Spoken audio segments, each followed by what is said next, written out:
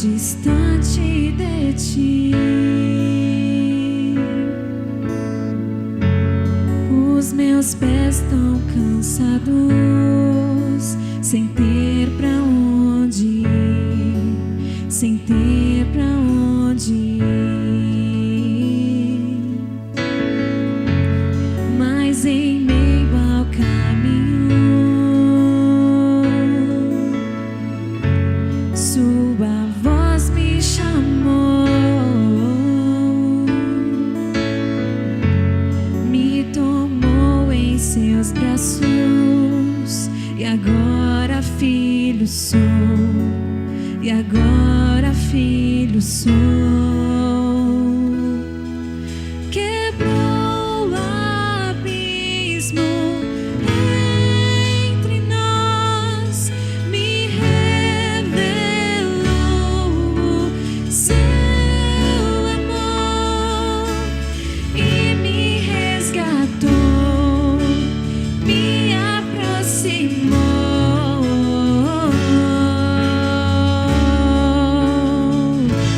Aleluia. Declare mais uma vez. Tão perdido eu estava, tão distante de ti. Os meus pés tão cansados, sem ter pra onde ir, sem ter pra onde ir. Mas em meio ao caminho, a sua voz me chamou.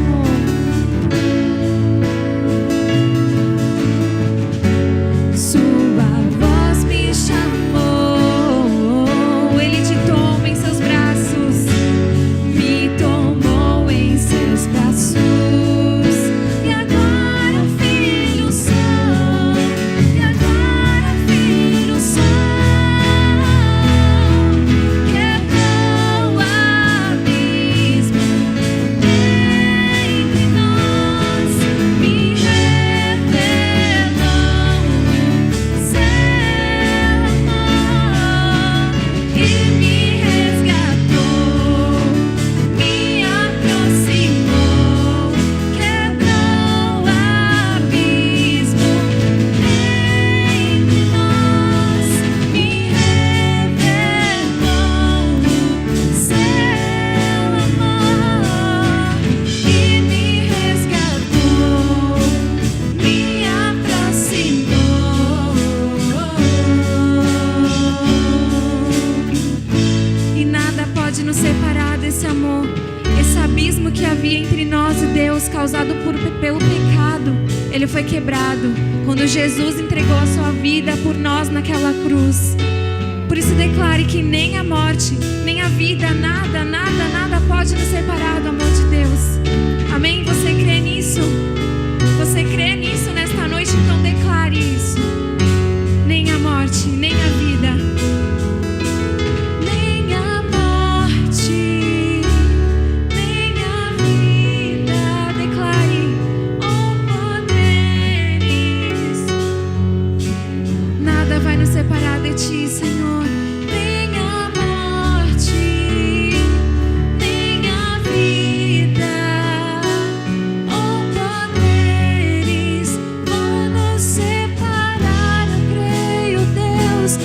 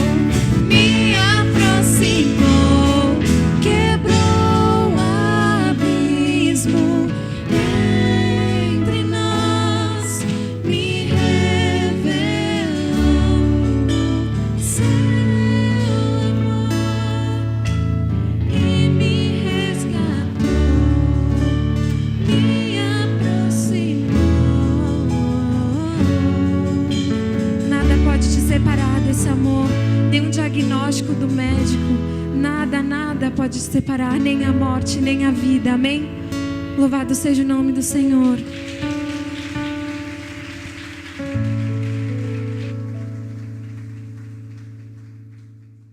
Olá, muito boa tarde. Eu sou Lucas Rinaldi e este é mais um quadro F5, quadro que nós dividimos em 3 blocos, sendo o primeiro a dica do dia, em seguida a mensagem do dia e por fim a nossa reflexão.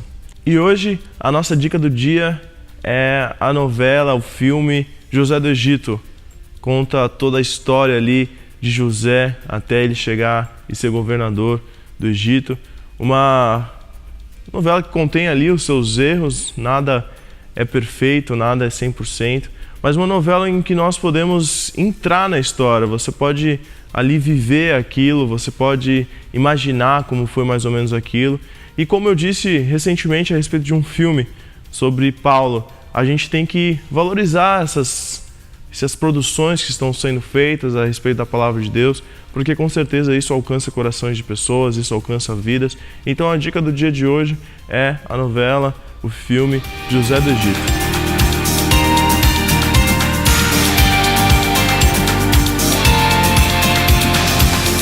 O tema da mensagem de hoje é o administrador de projetos falidos. Hoje a gente vai estudar um pouco a respeito da vida de José, sob um panorama um pouco diferente. Vou ler Gênesis 39:2, que diz: O Senhor era com José, que veio a ser homem próspero e estava na casa de seu senhor egípcio. Então, a gente consegue resumir a história da vida de José com esta frase: O Senhor era com José. Este era o diferencial da vida de José, a presença de Deus em todo o tempo, em tudo que ele fazia, em todas as coisas que ele planejava. José, ele era um homem segundo o coração de Deus. José no Egito aprendeu muito. Após grandes perdas, histórias que você conhece, de ser vendido, de ser escravo, de ser mordomo, ele aproveitou todas as oportunidades para reiniciar novos planos. Ele administrou especificamente 3 projetos no Egito, 3 projetos falidos. E em tudo o que ele colocou as mãos, em todos esses 3 projetos, todos prosperavam, porque Deus o ajudava. E se você pensa que por alguma coisa, por algum erro, por alguma circunstância da vida, os seus sonhos falharam, peça a Deus que esteja contigo em todo o tempo e tudo pode ser transformado. Talvez você pense que não teve uma boa oportunidade na vida, você não teve ainda algo bom para fazer, mas aproveite a oportunidade que tem agora. Aproveite o momento onde você está agora. Faça o seu melhor, até o tempo em que Deus te contemplará com coisas grandiosas que só Ele pode fazer. Os seus projetos falharam? Os seus sonhos têm parado no meio? Vamos aprender hoje a respeito de 3 projetos que estavam totalmente falhados, estavam totalmente caídos. E José, com a sua presença, com a presença de Deus, fez prosperar. O primeiro projeto falido que José pegou e fez prosperar foi uma casa desorganizada. Isso a gente pode ver em Gênesis 39, de 1 a 6.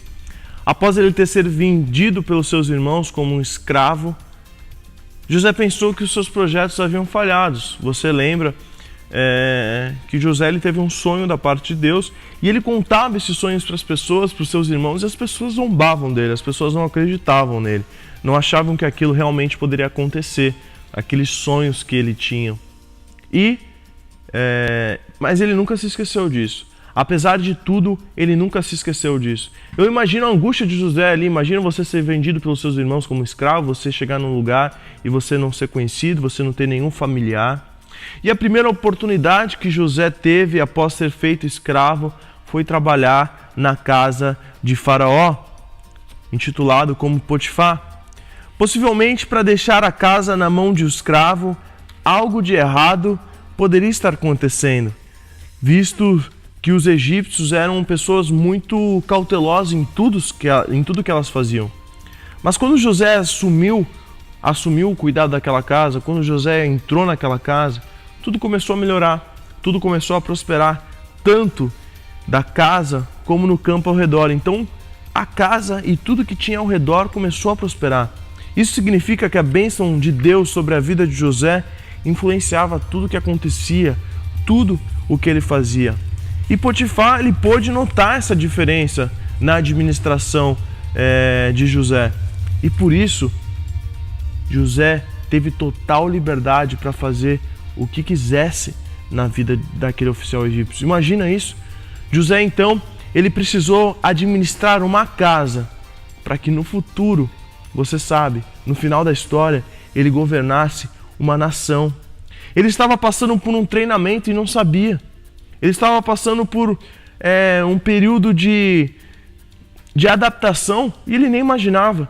Pegou uma casa totalmente desorganizada para administrar e ali fez o seu melhor, sendo preparado então para algo maior. Ele não sabia, ele não imaginava. E se você pensa que o que você tem é muito pouco, ou se você acha, eu não estou no lugar certo, eu não queria estar aqui nesse trabalho, você precisa de mais. Confie que Deus está com você e sabe da sua capacidade de fazer melhor. Então se dedique ao máximo aonde você está, no lugar que você está. Ah, esse não era o lugar que eu queria estar hoje. Se dedique ao máximo. José, ele teve que passar por esse processo para que no final, como eu e você já sabemos, ele pudesse administrar toda uma nação. Valorize o que você tem, valorize as coisas que Deus já te deu, valorize onde você está e espere no Senhor para que te dê novas oportunidades para que você continue crescendo. Aproveite as oportunidades. O segundo projeto que José fez prosperar foi uma prisão totalmente sem esperança. Você pode ver isso em Gênesis 39, do 20 ao 23. E você conhece a história muito bem. Eu disse aqui no começo que nós iremos fazer de um outro panorama.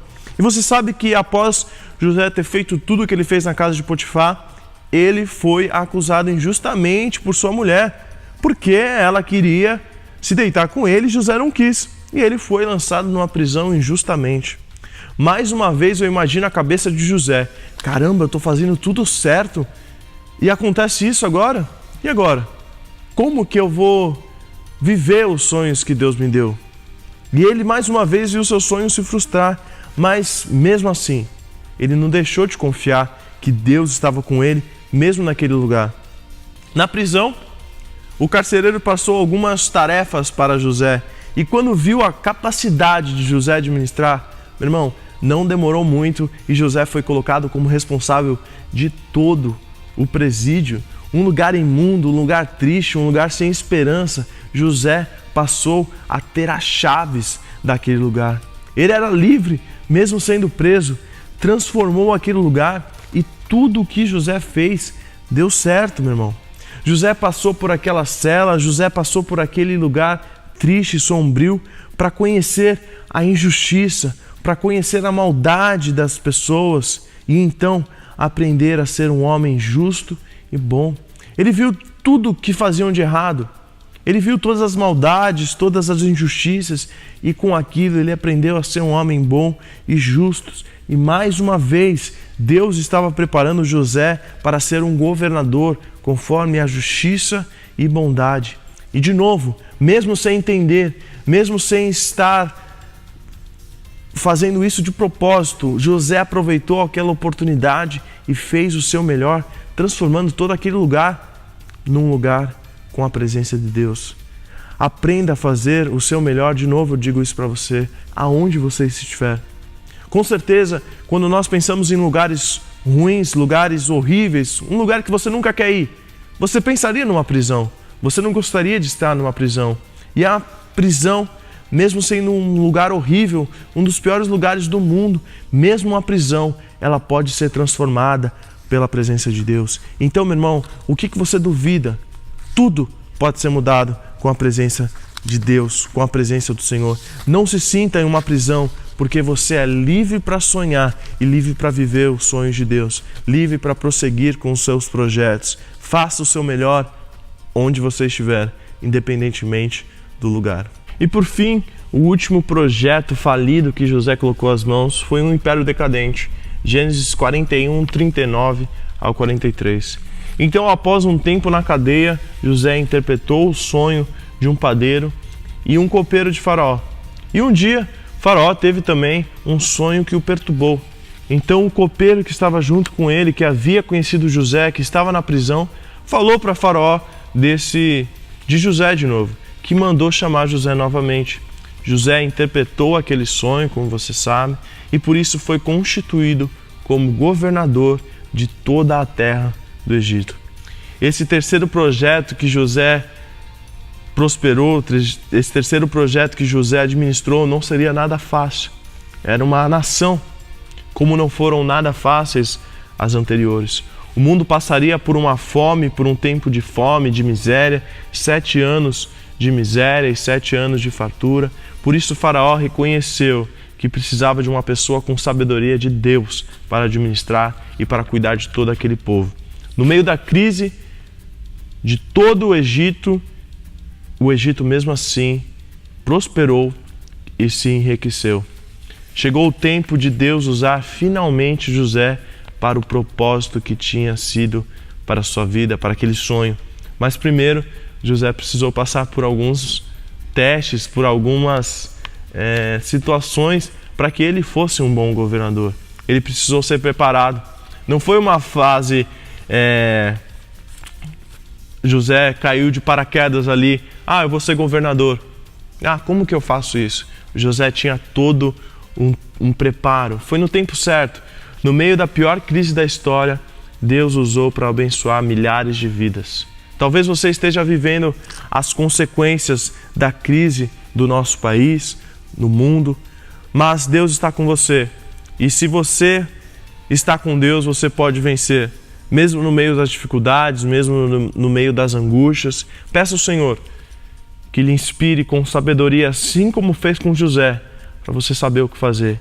Você pode superar essa fase, você pode fazer prosperar o lugar onde você está e ser muito abençoado por Deus.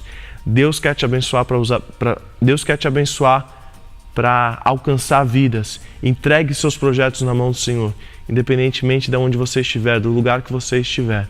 E que Deus te abençoe muito.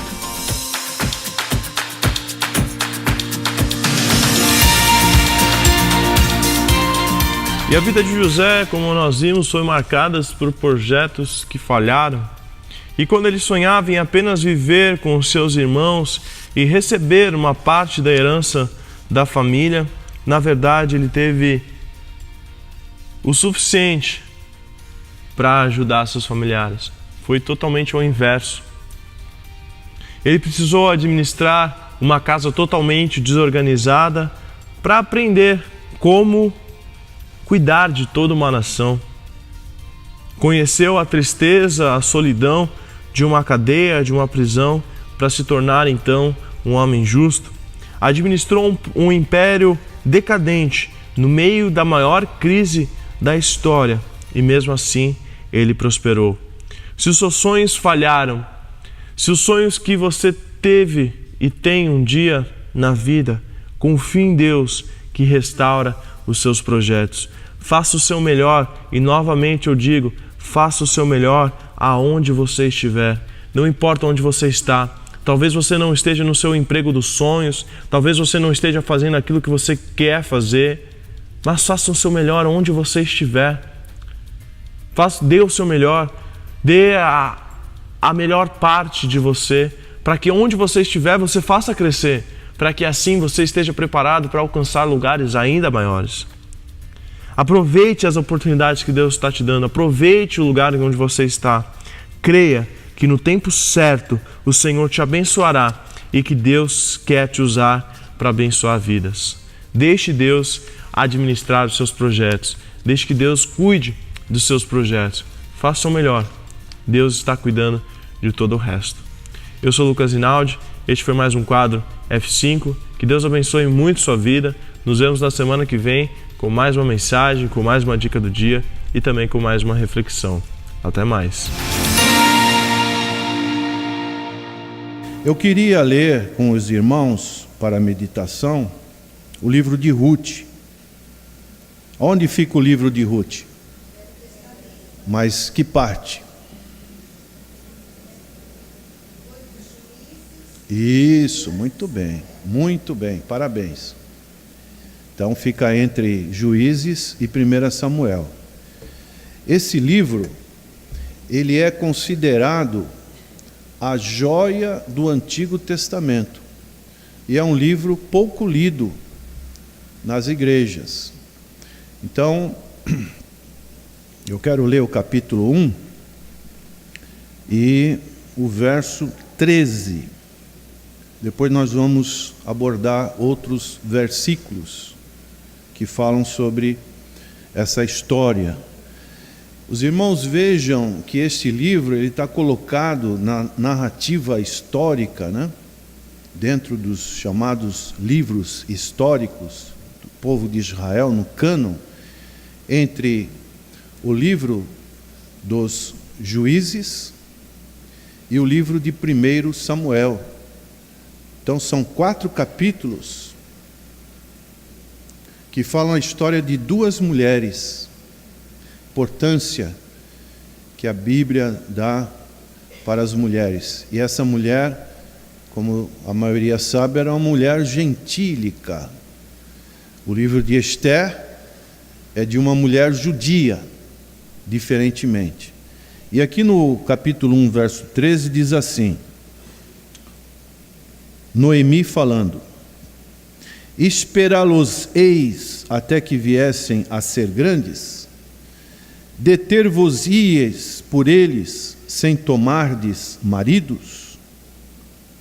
Não, filhas minhas, que mais amargor é a mim do que a vós mesmas, porquanto a mão do Senhor se descarregou contra mim. Ó Deus, que possamos entender que a nossa vida não está no fim da linha. Por pior que seja a situação que possamos passar neste mundo, nós sabemos que o Senhor está na soberania de tudo, no controle de todas as coisas. Se nós estamos em Cristo Jesus, o Senhor tem sempre uma página nova na nossa história a virar e a contar. Que essa percepção, Senhor, esteja na vida de todos que estão aqui nesta noite. É a nossa oração em nome de nosso Senhor e Salvador Jesus Cristo. Amém. Você já se sentiu no fim da linha, no fim do túnel? Parece que a vida acabou. Já profetizaram para você, você vai ficar na sarjeta. Eu quero te ver na sarjeta. Você não tem mais jeito. Já falaram isso para você? Você já ouviu essas palavras? São palavras proféticas, mas são palavras proféticas que vêm de Satanás, o inimigo das nossas almas. E muitas das vezes pessoas falam coisas para outras, e essas pessoas recebem essas palavras e concordam com essas palavras. Realmente, eu acho que a minha vida não tem mais jeito. Quantos suicídios existem em nossos dias? Quantas pessoas estão depressivas, não encontram mais uma motivação para viver? Concorda ou não? Ou vivo num mundo diferente? As coisas estão nesse ritmo para as pessoas que não conhecem a Deus. Por mais que tenham poder econômico, aquisitivo, esse poder, essas fortunas, não vão preencher os seus corações. E as frustrações vêm. E com as frustrações que sobrevêm, vem a tragédia. E era isso que essa mulher estava dizendo. Olha, para mim acabou. Por que acabou? Então nós viramos as páginas e vamos ler aqui no verso 1, capítulo 1, verso 1, o que diz. E sucedeu que nos dias em que os juízes julgavam, houve uma fome na terra. pelo que um homem de Belém, de Judá, saiu a peregrinar nos campos de Moabe, ele, a sua mulher e seus 2 filhos. Então aqui nós vemos que essa história está no contexto de Juízes, um período de mais ou menos 330 anos a 350 anos. Quando Josué faleceu, no sistema de governo de Israel, que era uma teocracia, Deus era o dirigente da nação de Israel. E Deus tinha prometido para aquela nação: se vocês forem fiéis à minha aliança, vocês serão abençoados. Mas se vocês forem infiéis, vocês vão ser julgados. Então, nesse período de 300 anos mais ou menos, houve um período em que há uma grande apostasia do povo de Israel. O povo se afasta de Deus. E o povo é subjugado por várias nações que viviam ali na terra prometida, os cananeus, amorreus, filisteus, uma hora os amalequitas, outra hora os moabitas. Então sempre tinha algum povo desse querendo subjugar Israel. E isso estava dentro dos desígnios de Deus. Eram julgamentos que Deus mandava um libertador, que era um juiz, o juiz dava uma liberdade, mas depois o povo voltava novamente a praticar coisas que desagradavam a Deus. E aqui nós vemos, diante de um contexto de tantas pessoas, nós vemos que Deus, o livro de Ruth, que para muitos foi escrito por Samuel, ele conta a história de uma família, a história pessoal. Então, aprendemos aqui que nosso Deus, com tantas e tantas pessoas neste mundo, Ele se interessa por você. Você é especial para Deus. Você é especial para Deus. Deus não olha como olha o homem vê números, quantidades. O homem gosta de aplausos de multidão, mas Deus olha para o interior de cada um de nós. Deus está preocupado com a sua história. Então essa família composta por esse casal Elimeleque, que o nome significa, o nome é muito importante, meu Deus é rei, composta de Noemi, que significa agradável, encantadora, amável, composta por Malom, que quer dizer fraco, doentio, composta por Quilion, que quer dizer fraqueza, tristeza. Então, essa família, um casal e 2 filhos, eles vão sair da cidade dos campos de Efrata, como diz aqui o texto, Efrata de Belém, de Judá. Não podemos confundir Efrata com Efraim, que foi um dos filhos de José. Efrata, os efrateus e os que nascem em Belém são palavras sinônimas. É o mesmo lugar. Belém significa o quê? Betlehem, casa do pão. Era um lugar de pão, mas não havia pão. Estava sobrevindo uma grande fome sobre a terra, é o que nós lemos. Um dos maiores flagelos da humanidade é a fome. Você já passou fome? É algo terrível. Nós temos regiões no nosso país que infelizmente passam fome. Existiu uma medida governamental chamada Fome Zero, para erradicar a fome do Brasil. Se você for em regiões como a África, você vai ver quanto é a necessidade aquelas calorias alimentícias básicas para o ser humano poder sobreviver. Agora observem o contraste. O lugar que deveria ter pão, não tem pão. Isso tem uma aplicação espiritual muito grande.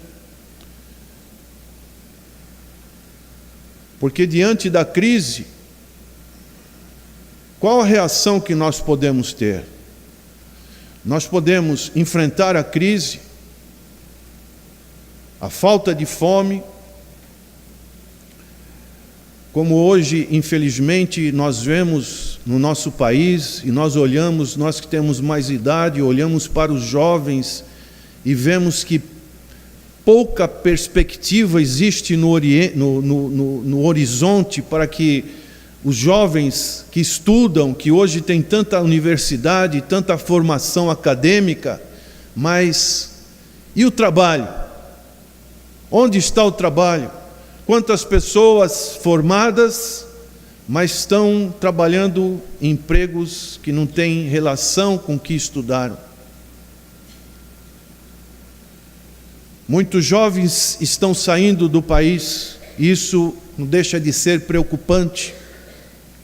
Será que isso é a melhor medida? Nós podemos enfrentar a crise, e nesse enfrentamento da crise, o que vai acontecer? Nós vamos ter experiências com a crise, ou nós podemos fugir, como essa família fugiu, e essa família foi para os campos de Moabe. E quem era Moabe? Moabe eram povos que veio de uma relação incestuosa de Ló com a sua primeira filha. 2 povos vieram dessa relação incestuosa, Moabe e os amonitas. E esses moabitas, dizem Juízes capítulo 3, verso 14, eles subjugaram Israel durante 18 anos, um rei chamado Eglon. Eles adoravam uma entidade chamada Camos, uma entidade pagã. E agora, essa família vai para esse lugar em busca de refúgio. Irmãos, quantas pessoas estão na casa do pão, que estão na igreja do Senhor, estão numa igreja que recebem o pão que desceu do céu, que é o Senhor Jesus Cristo, que disse para os judeus, quando ele transformou aqueles 5 pães e alimentou uma grande multidão, o que ele disse? Eu sou o pão que desceu do céu. Vossos pais comeram o maná no deserto e morreram, mas vós agora sois alimentados com o pão que desceu do céu. Oh, aleluia! E nós podemos dizer com segurança que nesta casa existe o pão que desceu do céu. Mas infelizmente muitas pessoas que já comeram desse pão viraram as costas e hoje estão nos campos de Moabe, nos campos do inimigo. Apareceu a crise, e a crise vem. A crise pode se instalar no meio do povo de Deus, na igreja, e de vez de enfrentar a crise, muitos acham melhor, vou embora. Será que essa é a melhor atitude? Quantos estão querendo talvez voltar, mas o orgulho não permite, porque eu vou ter lá que falar com o pastor. Então, o orgulho bate mais forte. E estão sem pão. E muitas das vezes vem o quê? O que veio para essa família? Não sabemos até que ponto isso estava dentro dos propósitos de Deus ou foi a casualidade de que Elimeleque morreu. Os 2 filhos casaram um casamento misto, que não é recomendável na palavra do Senhor, com mulheres moabitas. A Bíblia tinha restrições já para esses casamentos com outros povos, mas não existia restrição para, no caso das moabitas. E os 2 filhos faleceram, Malom e Quilion. E agora restou Noemi e restou as 2 noras. Então vamos continuar a leitura. E era o nome deste homem, Elimeleque, e o nome da sua mulher, Noemi. E os nomes de seus 2 filhos, Malom e Quilion, efrateus de Belém, de Judá, e vieram aos campos de Moabe e ficaram ali. E morreu Elimeleque, marido de Noemi, e ficou com ela os seus 2 filhos, os quais tomaram para si mulheres moabitas, e era o nome de uma Orfa e o nome de outra Ruth, e ficaram ali quase 10 anos. Essa expressão 10 anos é importante dentro dessa história. Não foi um período curto, ficaram 10 anos. E morreram também ambos, Malom e Quilion, ficando assim esta mulher desamparada dos seus 2 filhos e de seu marido. Irmãos, lá não tinha aposentadoria como temos hoje. Mulher perdeu seu filho, aliás, perdeu seu marido, ela ficava totalmente desamparada. A mulher ainda perdeu os seus 2 filhos. O desamparo era enorme. Por isso que o Novo Testamento falava tanto de cuidar dos órfãos e das viúvas, porque não tinha leis que amparavam as mulheres naquele momento. Então essa mulher estava desamparada. Acabou para mim. Que mais tenho de esperança na vida? Essa é o desenrolar dessa história. Então se levantou ela com suas noras e voltou dos campos de Moabe, porquanto na terra de Moabe ouviu que o Senhor tinha visitado o seu povo, dando-lhe pão. Aleluia! Pode haver, muitas das vezes, um momento de escassez, mas o Senhor visita aqueles que o honram. O Senhor dá graça para quando nós estamos firmes nas suas promessas, quando nós temos uma vida que realmente agrada ao Senhor, pode ter certeza que o Senhor vai dar este pão que desceu do céu. Aleluia! Então ela ouviu, olha, está tendo pão lá em Belém. Aí ela tomou uma atitude, pelo que saiu do lugar onde estivera, e as suas 2 noras com ela, e indo elas caminhando para voltarem para a terra de Judá, disse Noemi às suas 2 noras: ide, voltai cada uma à casa de sua mãe.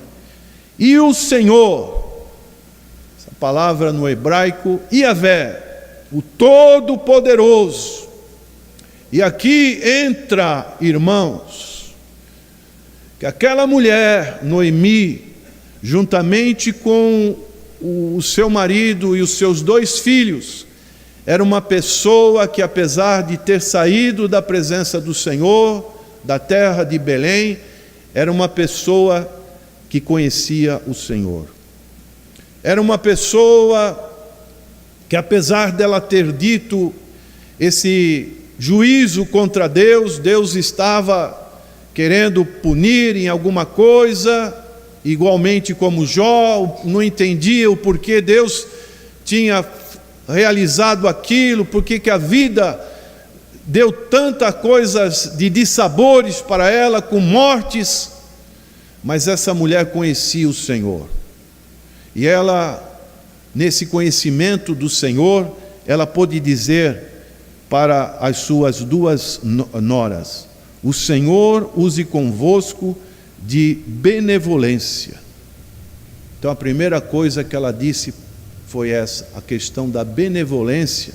E ela disse: como vós usastes com os falecidos e comigo. Aqui tem um ponto também muito importante. Hoje nós ouvimos uma importante lição que fala da ética e os relacionamentos nas chamadas mídias sociais.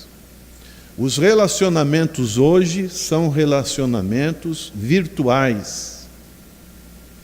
E isso é perigoso. Os nossos relacionamentos, eles têm que ser pessoais, interpessoais. Nós vemos isso nessa história, que Deus use com benevolência com vocês, como vocês usaram comigo e com os falecidos. Será que você tem usado de benevolência nos seus relacionamentos? Isso é muito importante, irmãos. Não é só na igreja, são em todas as maneiras de nós nos relacionar com as pessoas. Isso é muito importante. Hoje não temos paciência de ouvir uma pessoa que vem se queixar de alguma coisa. Hoje, quando uma pessoa vem falar alguma coisa contra nós, nós queremos reagir.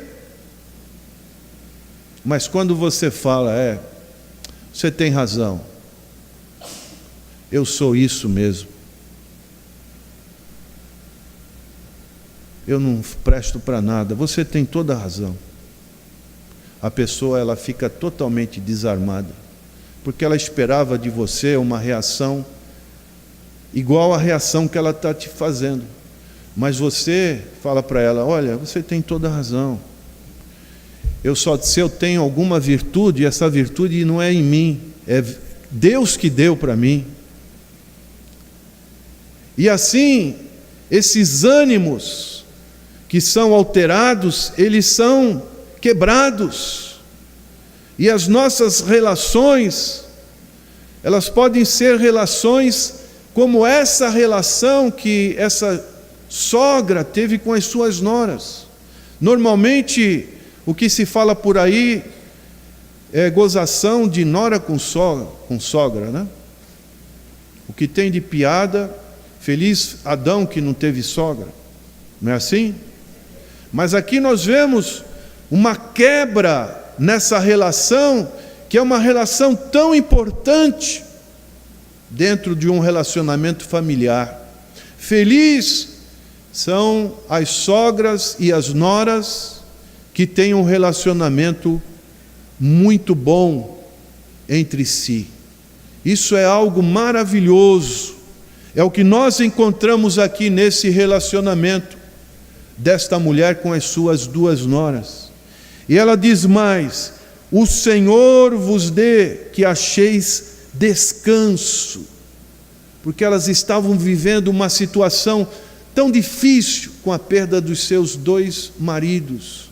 O Senhor vos dê descanso, que o Senhor restaure, que vocês possam casar novamente e ter um lugar, não de viuvez, mas um lugar de descanso. Cada uma em casa de seu marido, e beijando-a, ela levantaram a sua voz e choraram.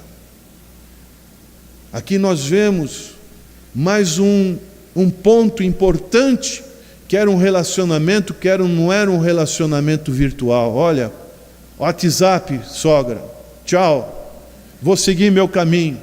Era um relacionamento muito íntimo, um relacionamento que causava emoções profundas, de levar aquelas duas noras, naquele momento de separação da sua sogra, um choro compungível, um choro real, verdadeiro, de um sentimento que extravasou no coração daquelas duas noras. Como é importante esse relacionamento em nossos dias. Você que é casada, você que ainda tem a sua sogra, o seu sogro, como você tem lidado com esses relacionamentos familiares? Como é triste ouvir famílias que não gostam de se reunir, por exemplo, num Natal, no Ano Novo, porque são famílias que não se dão bem umas com as outras. Mas como é bom ouvir, eu vou me reunir com a minha família. Que isso realmente é algo que vem de Deus, porque quem criou a família foi Deus. O casamento é uma instituição divina. E nós devemos fazer tudo para que realmente possamos, dentro do nosso lar, criar um ambiente que seja um ambiente cordial, um ambiente de amizade, um ambiente de benevolência, um ambiente em que os nossos filhos sejam nossos amigos.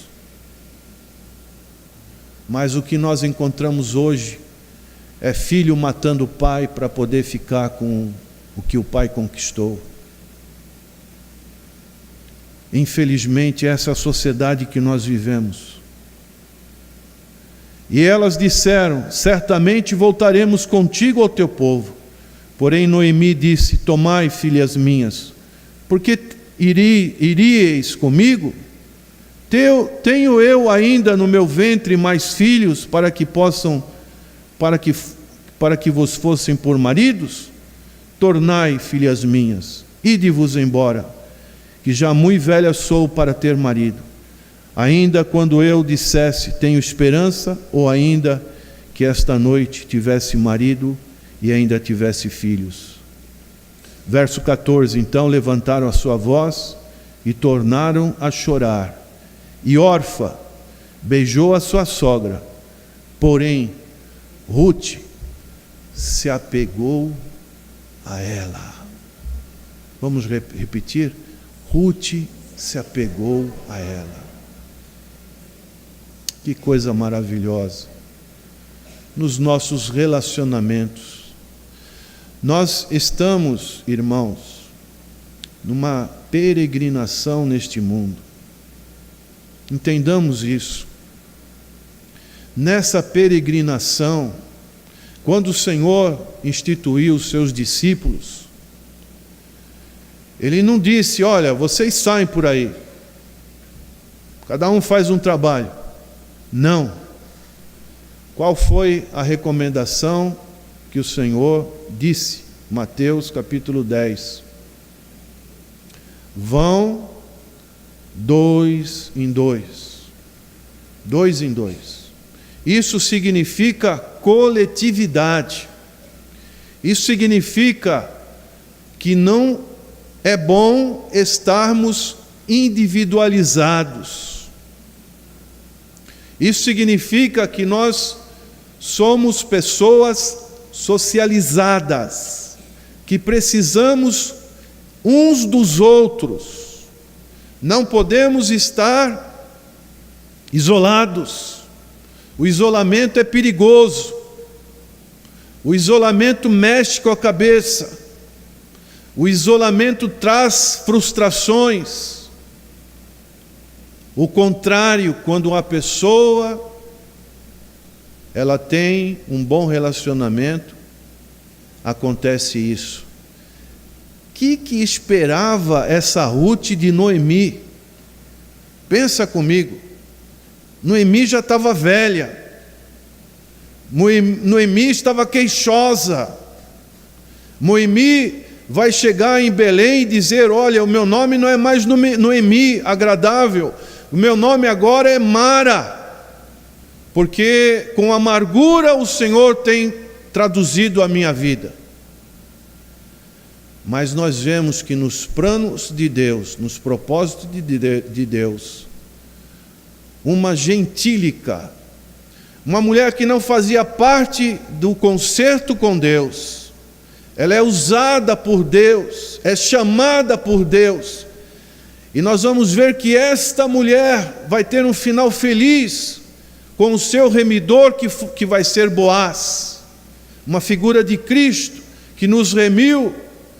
E desse remidor que vai comprar a propriedade de Malom e de Elimeleque, esse remidor, ele vai dar um filho. Esse filho vai chamar Obed, e Obed vai ser pai de Jessé, e Jessé vai ser pai de Davi, e Davi é pai do Senhor Jesus Cristo. E o Senhor Jesus Cristo, em Mateus capítulo 1, coloca lá Mateus, que escreveu para os judeus, a genealogia do Senhor Jesus Cristo. E esta mulher, que poderia, meus interesses agora já estão, realmente não vejo nenhuma perspectiva, mas Noemi, eu vou ficar do teu lado, o teu Deus será o meu Deus. Eu não creio mais em Camos ou Quemós, mas eu creio em Yahvé. O teu povo será meu povo. Aonde tu fores eu irei. Aonde tu morreres, morrerei eu. Que palavras, irmãos. Apropriada para um casamento, né? Mas infelizmente não foi dito por um homem para uma mulher ou de uma mulher para um homem. Foi dita de uma nora para uma sogra. Uma das palavras mais belas que nós encontramos na Bíblia Sagrada, de um relacionamento. Então, concluindo, Deus quer escrever uma nova história na sua vida. Amém? Não chegou no ponto final, mas Deus quer escrever uma página nova na sua vida. Se você deixa Deus no controle da sua vida, com certeza, Deus vai escrever coisas inesperáveis, coisas que você nem imagina. Como que eu podia imaginar a minha vida hoje? Como que o pastor que me antecedeu poderia imaginar a sua vida hoje? Tivemos vida dissoluta, longe de Deus, mas um dia aprove ao Senhor nos chamar. Aprove o Senhor enviar o seu Espírito Santo. E esse livro, irmãos, tem na percepção de Noemi com o relacionamento depois que vai ter de Ruth com Boaz, uma figura do Espírito Santo. Como essa mulher, Noemi, ela fala para a sua nora como se apresentar, como fazer isso, fazer aquilo, como procedia na lei do levirato. Então, nós vemos os propósitos de Deus na vida das pessoas. Deus está interessado com a sua história.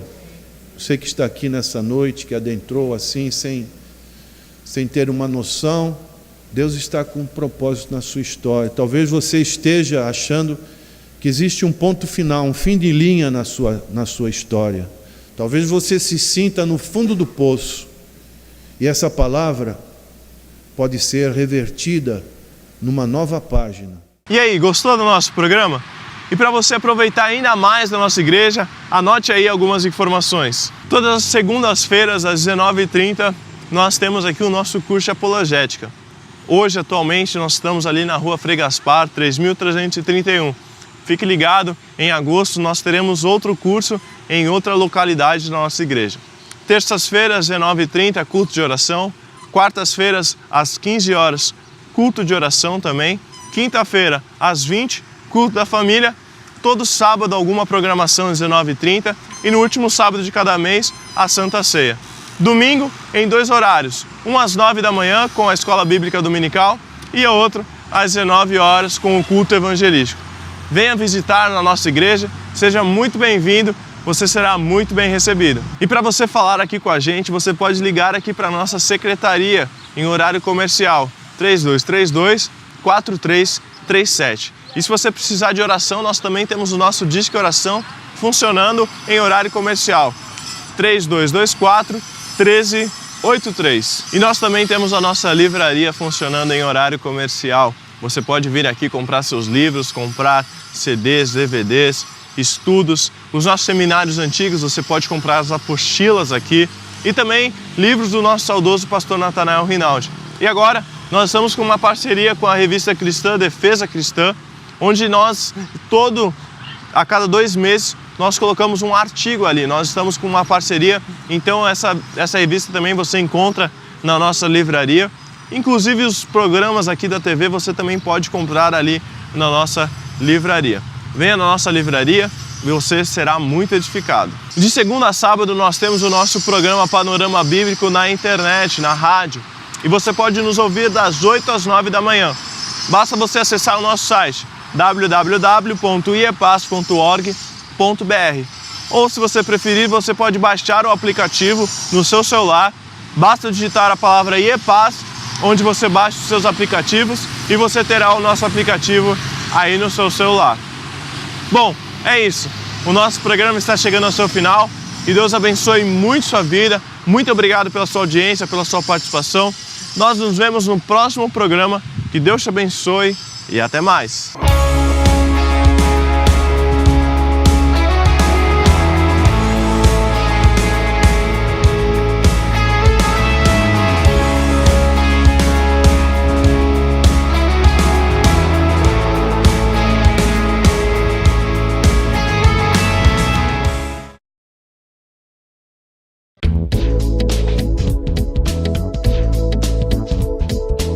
Você quer recuperar a beleza do seu sorriso? Estão faltando dentes em sua boca? Sua prótese não está mais funcionando? Você não consegue mastigar direito? Precisa remover dentes impactados?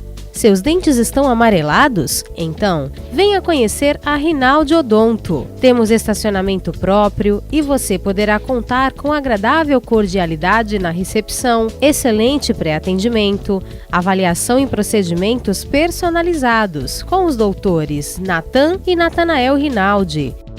Processos de implantes, extrações e cirurgias, tudo com aparelhos de última geração. Nossa satisfação é ver você feliz, com um sorriso bonito e saudável. Venha conhecer as nossas clínicas. Acesse www.rinaldiodonto.com.br. Telefones na Clínica 1, 3233-2540. Clínica 2, 3203-2464. Na Rinaldi Odonto, você recupera a beleza do seu sorriso.